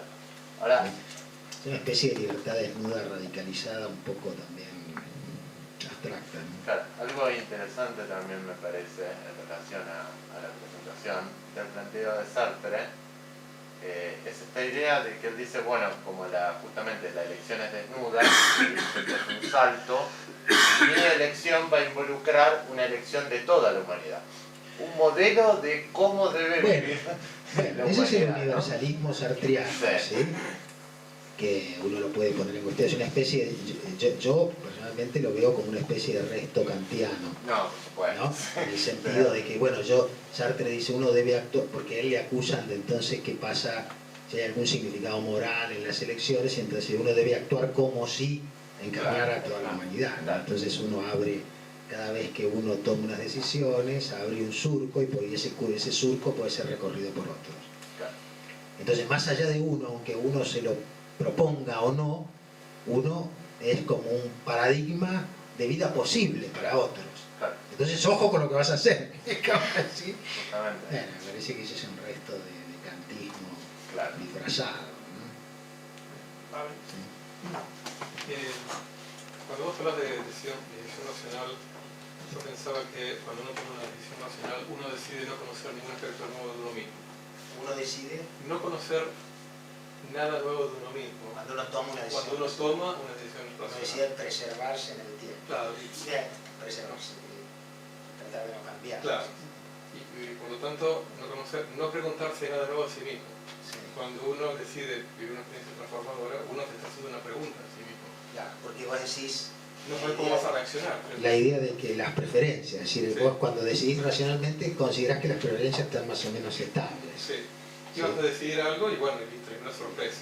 En este caso, vos estás ante un caso de alteración de las preferencias, o de potencial alteración. Potencial descubrimiento de un deseo tuyo que no conocías. Por eso el modelo de la decisión racional no camina.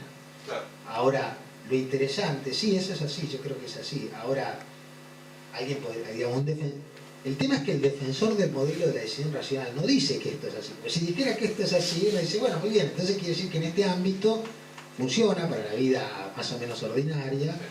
Pero lo que pasa es que el modelo de la decisión racional dice que es across the board, ¿no? Que es en todo el espectro de experiencias, ¿sí?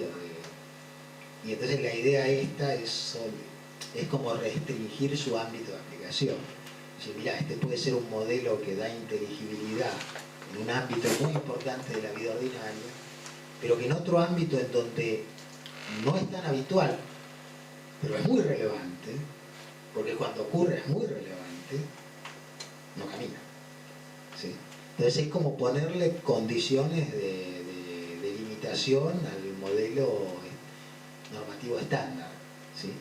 No, yo no creo que haya que impugnarlo, gracias por la pregunta, pero no creo que haya que impugnarlo in toto, sino que lo que hay que decir, bueno, mirá, hay ciertos ámbitos de la vida en donde esto funciona, pero en ámbitos que son muy caros para nosotros, porque son importantes por las consecuencias que tienen, y dado lo que me interesa aquí, el desarrollo tecnológico, la tasa del cambio tecnológico y el modo en que vivimos en los mundos artificiales, ese tipo de experiencias puede volverse más habitual, entonces el modelo ahí está rengo, ¿no? Pero claro, cuando uno presupone que las preferencias son estables, no habría problema. Ahora, lo curioso es que el que quiere vivir una experiencia que transforma según este modelo verifica la ceguera y los límites del modelo, porque lo que produce la experiencia es justamente la alteración de las preferencias, ¿no? Claro. Ahora, si las preferencias no se alteraran, no habría problema. Entonces, decidir no vivir una experiencia transformadora también es una decisión irracional. También es una decisión irracional, claro, tal cual. Es otra de las consecuencias de decir, está bien, muy bien, usted dice que no las va a vivir porque no puede aplicar el modelo estándar. Bueno, decidir no vivirlas no puede ser algo que pase por el modelo estándar, ¿sí? Tal cual. Gracias. Federico. Sí, una consulta. ¿Puede ser que afrontar estas experiencias transformadoras se haya vuelto algo inevitable, que esté por fuera de la decisión individual? Pienso, digamos, tomando el ejemplo del vampiro, puede ser que ya hayan decidido, vos ponías, digamos, como la disyunción, ¿me vuelvo vampiro o no me vuelvo vampiro? Puede ser que ya hayan decidido que nos volvamos vampiros y nunca hayamos tomado esa decisión, porque, por ejemplo, pienso en las diferencias pienso, por ejemplo, en la irrupción de los celulares en nuestra vida como una experiencia transformadora, de la que nunca nadie decidió. O sea, nunca nadie decidió casi tener un celular, sin embargo, de pronto teníamos un celular y ya no había que caminar 4 cuadras de noche para hablar 5 minutos con tu abuela, para llamar a la vecina, digamos, toda una innovación tecnológica sobre la que uno no tuvo la decisión, no tuvo ese poder de decir, no, bueno, me voy a atrever a pensar. Digamos, y esto no nos llevaría a pensar que esta serie de decisiones racionales donde se delibera sobre el propio destino, en realidad quizás puede ser que esté elegido por un tercero, suponiendo que ese tercero tenga una entidad, porque quizás es tipo como una tendencia misma, que no está encarnada en un ente. Nada, son dudas que se me aparecen respecto a la exposición. Son dudas interesantes, ¿no? Sobre las que yo no tengo respuestas satisfactorias, pero pienso, me hace acordar un poco al poema de Borges, al ajedrez, ¿no? Y si somos parte de un juego, si es otro el que mueve las piezas, ¿no? Y luego hay otro del otro que mueve las piezas, ¿no? Digo, bueno, si ese fuera el caso, deberíamos reconstruir todas nuestras intuiciones filosóficas, ¿no? que todas las imágenes de la agencialidad, del sujeto, de la deliberación, de la vida moral y tal y como la entendemos, es decir, debemos reconstruir toda la filosofía, ¿no?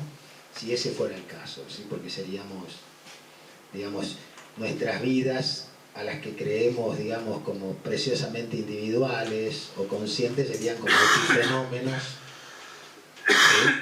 de un juego mayor, ¿sí? No sé qué decirte, pero sí veo cuáles son veo algunas de las consecuencias que se seguirían, ¿sí? Sí. No, pienso en Foucault, por ejemplo, en algún momento. No. Pienso ahí, a veces es también uno puede plantearlo así, bueno, ¿cuántos Sartre querés, no? Frente a cuánto Foucault hay, ¿sí? ¿Sí? ¿Cuánto recuperás? ¿Sí? ¿Cuánto, digamos, para ponerlo en términos un poco jocosos, ¿no? ¿No? Porque está la idea de Sartre, ¿no? Aún frente al pelotón de fusilamiento uno decide cómo morir, aunque la muerte sea lo que va a ocurrir, uno puede decidir si morir como cobarde, digamos, ¿sí? O gritando el nombre de la amada, o lo que fuera, ¿sí? Uno puede plantarse y no usar el celular, no sé, ¿sí? Pero también es cierto que están los efectos sistémicos, ¿sí? Y entonces, pero ¿cuántos son? Nosotros que somos un epifenómeno o sea, un efecto sistémico, porque ¿O además, cuánto juego hay entre esa tensión? Claro, tal cual, cómo nos canjeamos con las Porque circunstancias, quizás ¿no? no, Porque una además, u otra, sino...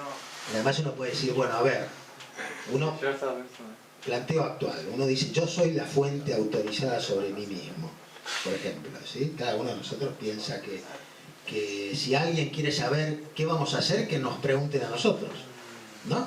Esa es la autoridad de la primera persona. Pero vos no la podés... Digamos, si yo le pregunto a ella, che, decime, ¿él va a ir al cine o no? Y vos decís, no, preguntame a mí. Sí.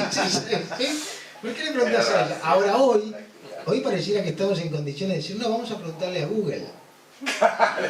¿Sí? Porque, digamos, todas las evidencias indican que, como toda nuestra vida pasa por esos aparatos, ¿sí? Cotejan todos los resultados de nuestras acciones, de las que hacemos aún cuando no tenemos propósito consciente, ¿sí? Cuando esperamos el bondi y tonteamos con el celular mirando, no sé, algo, ni siquiera abrimos y vemos qué hay, y lo que hay nos inspira para ir a otro lado, ¿sí? Para mirar otra cosa, sí, porque no sabemos por qué abrimos a veces, sino para ver, y eso que de pronto tiene, ¿sí? Y aún cuando sin propósito consciente jugamos con esas cosas, eso lo sistematiza todo, y parecería que ahora es una fuente de autoridad, es decir, si quiero saber qué va a hacer Ariel, bueno, le pregunto a su aparato. Su aparato me va a decir con mayor probabilidad de acierto qué es lo que va a hacer que lo que él me pueda decir, ¿sí? Porque tiene una información sistematizada y maneja tal cantidad de datos sobre Ariel y todas sus conductas a lo largo de las 24 horas del día que es capaz de predecir su comportamiento, por ejemplo. Entonces ahí hay algo de esto, ¿no? Hay algo de esto que vos decías, bueno, del sistema, ¿no? Las deliberaciones a veces como epifenómenos, ¿no? No están... Y después entonces es como una tensión, para ponerlo en los términos en que vos lo sugerías, entre un poco Foucault y un poco Sartre, ¿no? Pero lo cierto es que desde el punto de vista de la primera persona, ¿sí? Uno pareciera que todavía está en condiciones de decir, bueno, apago eso, ¿no? Apago. Y me hago cargo de lo que sigue, ¿sí? No importa. A mí me gusta imaginar que todavía, no sé si, por supuesto, quizás eso en 20 años es romántico, ¿no? Y nos dicen, bueno, estos son unos romanticistas. Uno puede inyectar la voluntad ahí adentro de esa ecuación y ver cómo juega también. ¿Qué capacidad uno tiene de generar otro polo de tensiones? Pero eso a veces se ve en los niños, ¿no? El menor mío me dice a veces, quítame la Play porque no me puedo controlar. Bien. Es prudente. Bueno, eso habla de cierto control. Sí, todavía tiene un viejo, todavía es como, yo la imagen que me hago es como si Asoma está a punto de ahogarse, y asoma con el agua y se enoja, ¿no? Entonces yo sé aquí todos unos días y se enoja, no, pero ¿por qué me la O sea, tiene toda la fenomenología del fastidiado. Yo me saqué los jueguitos de mí mismo. Bueno, esa es la estrategia, es otra de las estrategias, ¿se acuerdan de Ulises? Que se ata al mástil, ¿no? Bueno, pero Retrata bien John Esther, ¿sí? en relación a eso, digamos, me parece que si tuviera que hacerle una sola crítica a, digamos, este modelo estándar de la decisión racional sería, ¿sabemos lo que preferimos? O a veces no preferimos algo que sabemos que no nos conviene. Yo creo que el digamos. modelo trabaja sobre esta idea spinociana muy básica de que de dos bienes el mayor, de dos males el menor. Claro. ¿Sí? Considera que si el hardware no está dañado, si en general ese es un criterio que orienta nuestra... Digo, al menos es, por ejemplo, toda la economía está montada sobre eso, ¿no? No, De claro. dos bienes el mayor, de dos males el menor. Claro. ¿Sí? Si el hardware no No, está pero, dañado, ¿no? digamos, me parece que está suponiendo una transparencia en el conocimiento de uno mismo. Sí, además se supone que vos tenés acceso a tus preferencias Claro. y que podés deliberar más o menos con poca, digamos, eliminando la ignorancia, que ves claramente cuáles son tus preferencias, qué es Claro. lo que querés, ¿sí? Claro. Sí, tal cual. Sí, hay muchos presupuestos. Claro, un ahí. psicoanalista no estaría de acuerdo con No estaría de acuerdo, pero lo aplica cuando te cobra, ¿no? Dice que es una puta de goce. Lo llaman puta de Lo goce. aplica claramente cuando se das cuenta. Puta de goce.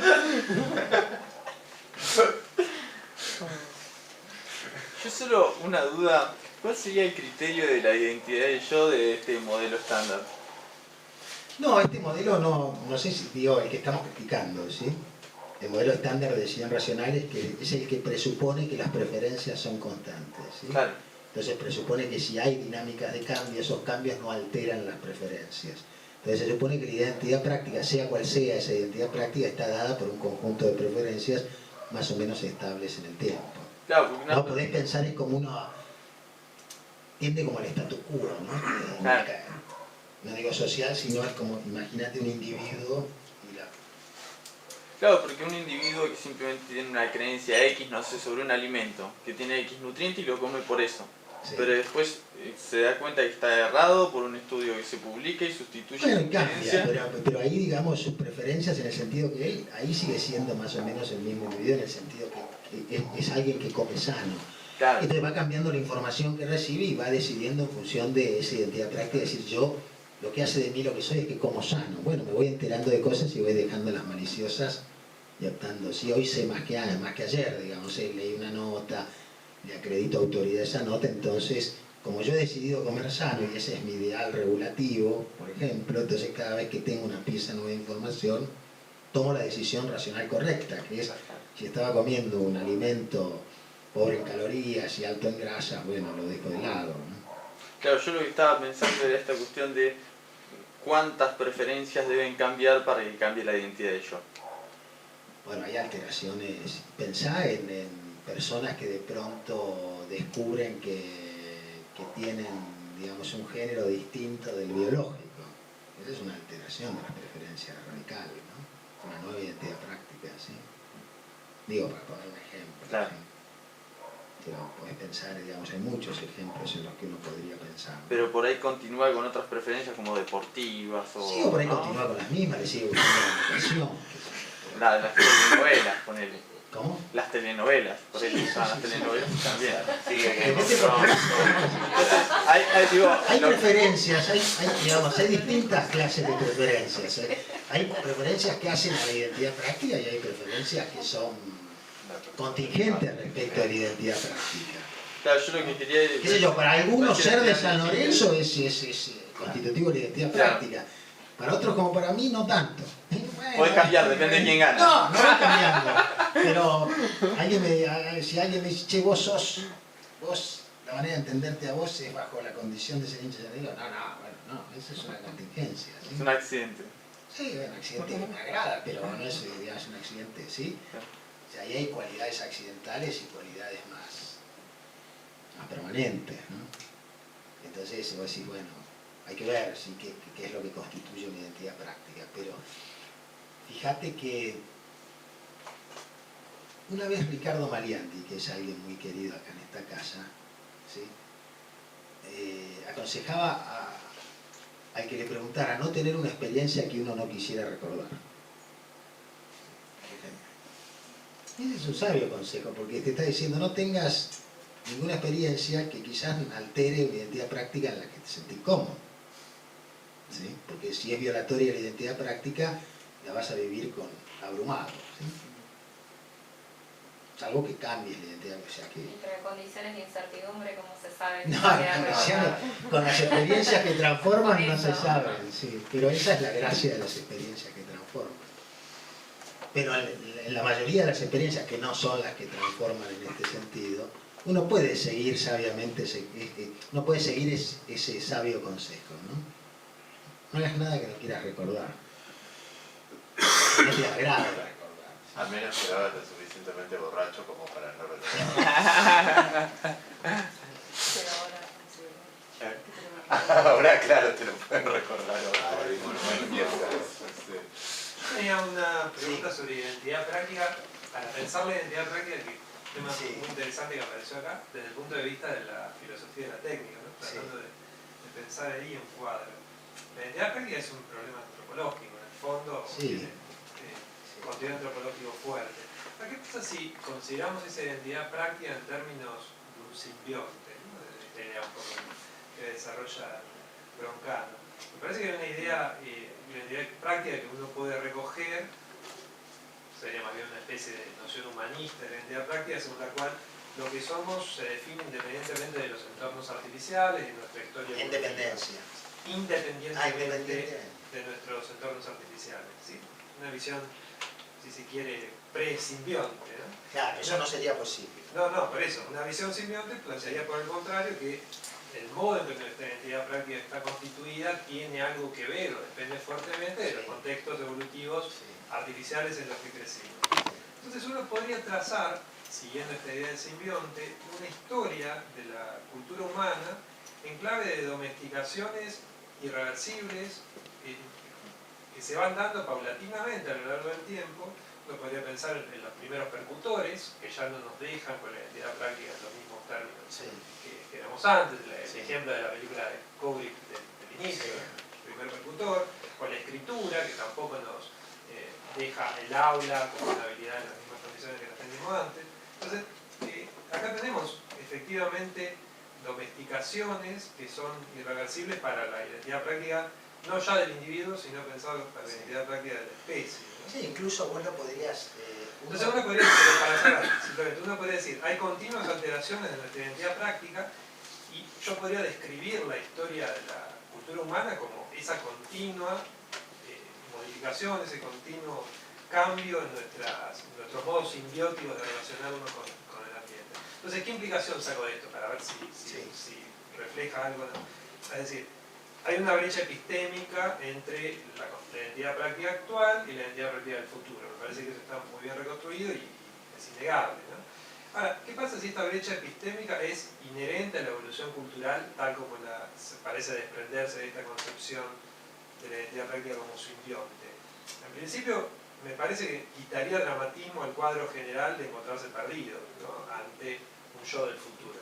Porque me parece que todo el enfoque trata de destacar un poco con la cita de Conrad el dramatismo de encontrarse frente a esa isla, ¿no? Ahora, ¿qué pasa si toda nuestra historia evolutiva, si somos simbiontes, en realidad es ese trabajo constante de modificación de la No, yo creo que no consuela, ¿sí? Porque, digamos, vos podés pensar que colectivamente se viven experiencias que transforman o podés reconstruir, vas hacia atrás y decís, hasta acá, y luego se vivió una experiencia que transforma y fíjate que cambiaron las identidades, es decir, cambió la manera de ser humano. ¿Sí?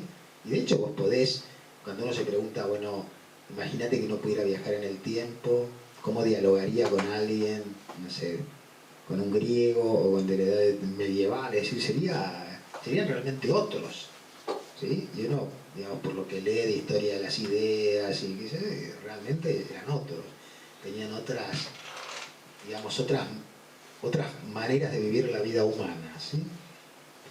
Ahora, entonces uno puede decir, bueno, y eso puede estar tabicado, si querés, tecnológicamente. Uno puede construir la historia de los cambios tecnológicos y de las distintas maneras de vivir la vida humana, si estuvieran ellas asociadas a los cambios tecnológicos, como pasajes colectivos por experiencias que transforman. Ahora eso puede ser, yo digo, a nivel individual, que yo digo que eso no quita el dramatismo de vivirlo en primera persona, ¿sí? Digo, uno puede decir, bueno, cuando lo veo así emplazado en el tiempo, es tranquilizador, ¿sí?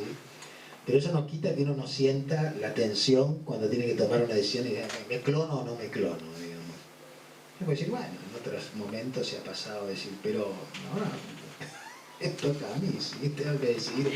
Yo en primera persona, claro. Entonces la idea del dramatismo de Conrad es ponerlo en primera persona, ¿sí?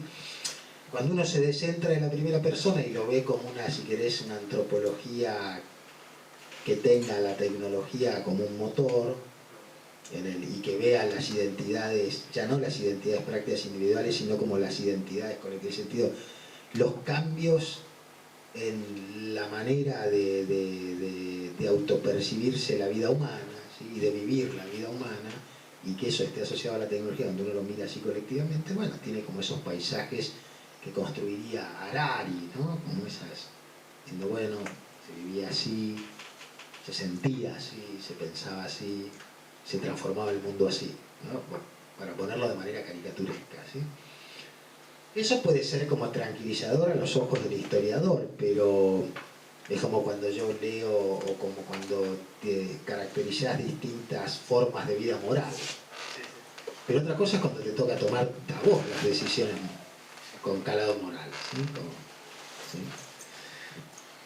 En primera persona, todo lo otro pasa a ser información fáctica. Bueno, sobre el pasado, o puede ser sobre el mundo actual o sobre el pasado, pero es más información. No te resuelve el problema de la deliberación, no es otro dato que entra en la deliberación. ¿Sí? Quizás te ayude a pensar que siempre ha habido una dinámica de cambio a nivel de lo humano, pero... Puedo decir que es intrascendente a la hora de la decisión. Es intrascendente, pero es una información más, ¿no? Es una información más.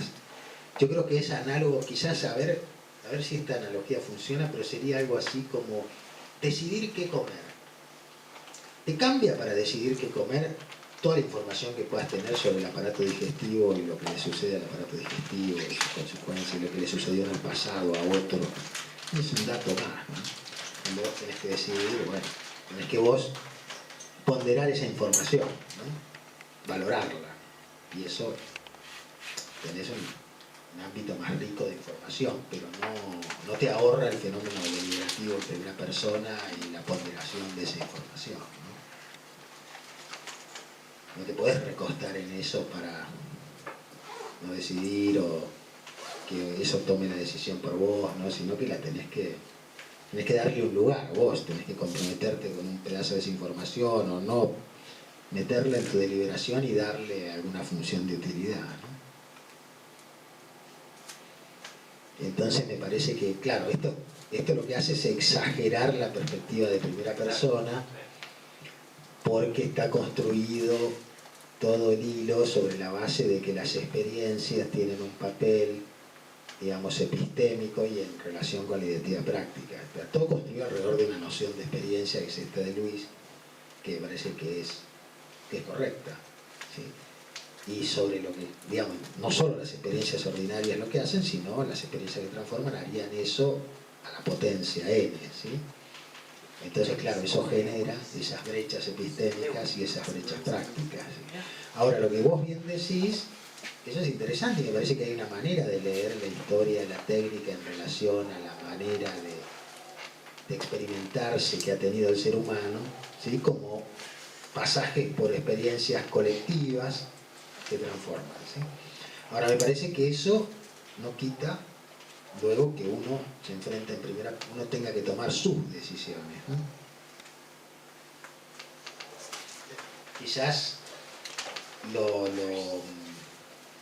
la única serenidad que podamos tener es que otros estén en la misma, ¿sí?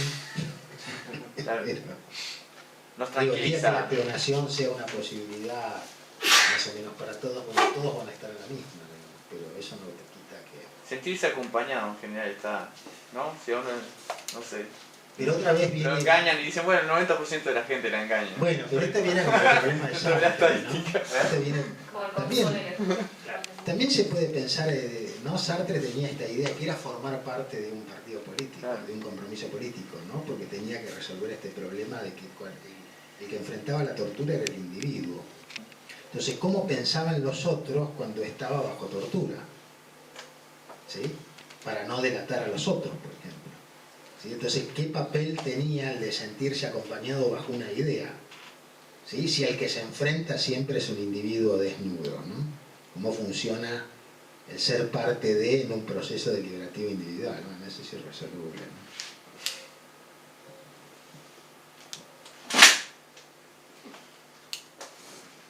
Bueno. Bueno, muchas gracias por la paciencia.